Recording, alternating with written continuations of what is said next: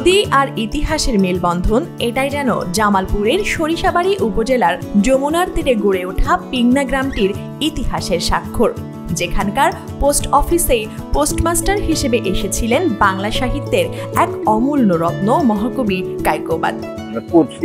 যেখানে কায়কোবাদ চাকরি করছেন, ওনার লেখক আছে, কবিতা লিখতে, এটা আমরা বই।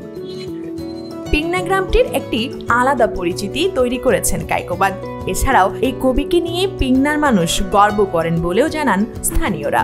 পিংনার নামটাকে তিনি প্রচার করেছেন। তিনি পিংনার পোস্টমাস্টার হিসাবে এই আজান কবিতা লেখায় পিংনা সবার কাছে পরিচিত। পোস্ট অফিসের পাশাপাশি পিংনার আরেকটি ঐতিহাসিক স্থাপনা রসপাল বড় মসজিদ, যেই মসজিদের বারান্দাতেই বসে কায়কোবাদ লিখেছিলেন তার বিখ্যাত কবিতা আজান। এই ঈদে জামা জুতো অ্যাকসেসরিজের ডিসকাউন্ট। যেখানে বসে কবি লিখেছিলেন, কে ওই শোনালো মোরে আজানের ধ্বনি, মর্মে মর্মে সেই সুর বাজিল কি সুমধুর। এই পোস্ট অফিসে কবি কায়কোবাদ পোস্টমাস্টারি করতেন, পোস্টমাস্টার হিসাবে কর্মরত ছিলেন।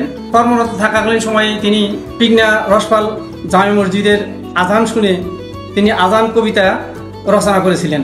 তিনি এই পিংনাতে বসে এই কবিতা লেখায় আমরা পিংনাবাসী তার মাধ্যমে অনেক পরিচিতি লাভ করেছি। স্থানীয়রা জানান, মহাকবির জন্যই পিংনার এই পোস্ট অফিসটি বেশ পরিচিতি পেয়েছে। এই পিংনা পোস্ট অফিসে কাজ করার সময়ই কবি মহাশ্মশান আর আজান কবিতা লিখেছিলেন, যা তার অনবদ্য সব সৃষ্টির তালিকাকে করেছে অলঙ্কৃত। প্রশংসা করি যে কায়কোবাদ এখানে চাকরি করছে, যে ওই সুবাদে এখানে একটা সাব অফিস। উনি যে নদী বন্দর ছিল, নদীর উপরে উনি কবিতা দেখছে, আজানের কবিতা দেখছে। তখন মাইক ছিল না, কিন্তু অনুমান করে উনি বুঝতে পারছে যে এখন আজানের টাইম, সেই অনুযায়ী সে আজান কবিতা দেখছে। যে পোস্ট অফিসে মহাকবি কাজ করতেন, সেই একই পোস্ট অফিসে কাজ করছেন বর্তমান পোস্টম্যান, যার জন্য তিনি গর্ববোধ করছেন বলেও জানান। কবি কায়কোবাদ অনেক বিখ্যাত কবি ছিলেন।